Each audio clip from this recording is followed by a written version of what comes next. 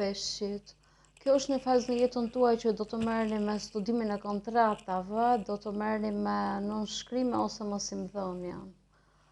Marrja e vendimeve në këtë kohë nuk është një kohë e dur për të marrë vendime, pra ju duhet të shtyni pak më tutje. Çdo vendim që do të merrni tani kërkon një mendje të mprehtë dhe të zgjuar. Nga ana pozitive mund të përfshiheni në një projekt krijues që kërkon përqendrim. Ndoshta nuk do t'ju kënaqin rezultatet e këtij procesi, por me vendosmëri, duke punuar pjesë, duke i kushtuar vëmendje, do t'i arrini objektivat me pak mundim.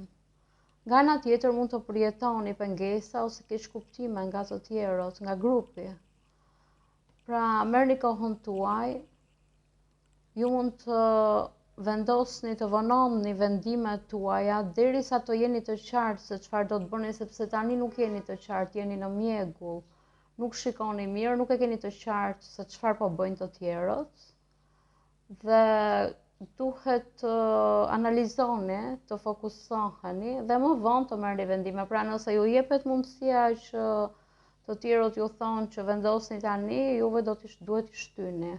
Dhe kur t'i shtyni do të keni një pamje më të mirë dhe do ta dini se si do t'i bëni. Kjo është një kohë vendimtare në jetën tuaj dhe praktika është tema, pra duhet të jeni shumë praktik për të ndryshuar, sepse një fazë e jetës tuaj mbaron dhe fillon një fazë krejtësisht e re. Ky është një ndryshim i natyrshëm, në fakt, pavarësisht se ju e mendoni si diçka të padëshiruar dhe ndoshta ndiheni të rënduar nga pritshmëritë tuaj janë ndaj njerëzve të tjerë, se ndoshta të tjerët ju kanë zhgënjur. Por gjithsesi juve ngriuni në këmbë, tashmë është koha për të bërë anën praktike të jetës dhe mos u merrni shumë me emocionet, sepse emocionet janë të ndryshueshme. Nëse ju e dini që ne s'mund të shkojmë pas emocioneve, pra duhet jemi logjik. Emocionet na çojnë në drejtime të padëshirueshme. Përqendrimi në ndjenjat tuaja nuk është produktiv për momentin, kështu që ndoshta ndiheni të mbingarkuar nga këto ndryshime, ndoshta nuk jeni rehat, po keni parasysh që një derë mbyllet dhe një portë e madhe hapet gjithmonë, dhe më vonë ju do të kuptoni se sa përfitime, se sa mirë që kaluat në këtë kohë.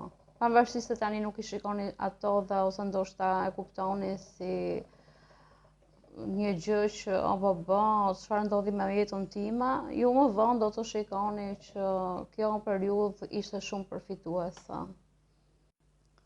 Jeta ndoshta ndihet e pasigurt në këtë kohë, sepse fushat e jetës tuaj janë tundur. Pra po kaloni nga një fushë që ishte shumë e njohur në të panjohurën, dhe kjo mund të sjellë emocione dhe frikë dhe thoni o Zot, çfarë po ndodh kështu?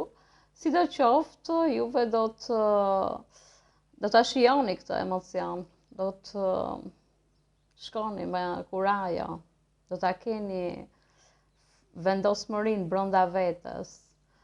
Në shtëpinë tuaj është koha për të hedhur disa gjëra që janë bërë shumë të ndënjura, kanë shumë kohë që rrinë aty edhe nuk duhen, më në fakt nuk i keni përdorur, do ta hapni atë vendin, do të ndryshoni disa gjëra. Do të hidhni poshtë, janë shumë të lodhshme, ose këto mund t'jenë edhe zakonet tuajat. Ndoshta ju e keni për shembull për zakon që hani një ushqim caktuar, tashmë do ndryshoni. Në të njëjtën kohë mirëpritni, hapni krahët, mirëpritni këto mënyra të reja të jetesës, këta njerëz të rinj që do hyjnë në jetën tuaj. Shkenca, teknologjia, metafizika, elektronika, ndoshta do t'jenë të rreshtë tani, ndoshta do studioni më shumë, mundohuni ta shijoni këtë lirinë e kësaj kohe dhe ndryshimin e ri të stilit të jetesës. Më vonë do t'jeni shumë të lumtur. Është moment serioz në jetën tuaj. Edhe do të shijoni këto ndryshime. Do filloni me këtë çështjen e karrierës, ndoshta duke i kushtuar shumë rëndësi një projekti, dhe disa nga ju ndoshta shtëpia do të jetë fokusi kryesor ose blerja ose riparimi, ndërtimi një shtëpie të re. Pra vendosini prioritetet tuaja tani dhe përqendrohuni për të bërë detyrat. Sa më shumë të përpiqeni, aq më rezultate të mira do të keni. Nëse i lini bazdore, do të përfundoni shumë të shqetësuar pasi përgjegjësitë tuaja do të jenë shumë edhe më vonë nuk do t'i bëni dot. Nga ana tjetër keni aftësinë për të arritur objektivat. Pra fokusohuni, paracaktoni se çfarë ju dëshironi të bëni dhe shkoni dhe mbaroni këto projekte. Do të lulëzojnë projekte të reja në këtë kohë. Ndryshimi do jetë rrënjësor, do sjellë një shkëlqim të ri në jetën tuaj. Megjithatë, nëse keni frikë ose nëse ju shqetësoheni, kjo do të jetë periudhë shqetësimesh, pra zgjidhni, shkoni me gëzim në të ardhmen duke përqafuar gjërat e reja që janë në rrugën tuaj. Sido që të jetë, qëndroni fleksibël, mundohuni të shijoni sfidat e papritura që dalin, mos i konsideroni ato si gjëra o bobos çfarë po ndodh.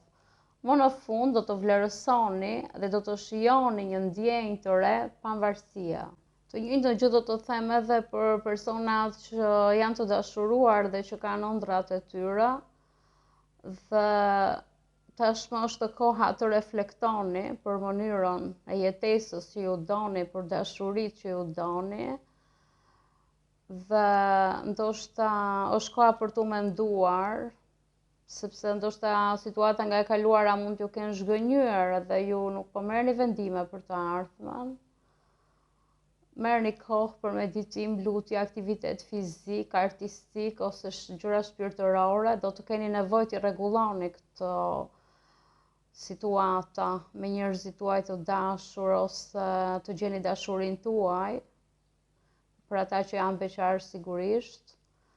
Dhe falini ata njerëz që krijuan aq shqetësime në jetën tuaj, harrojini, lëreni të shkuarën mbrapa, sepse ndonjëherë mund të përballeni me fakte ose frikëra që vijnë nga dashuritë e shkuara, edhe këto e sundojnë jetën tuaj.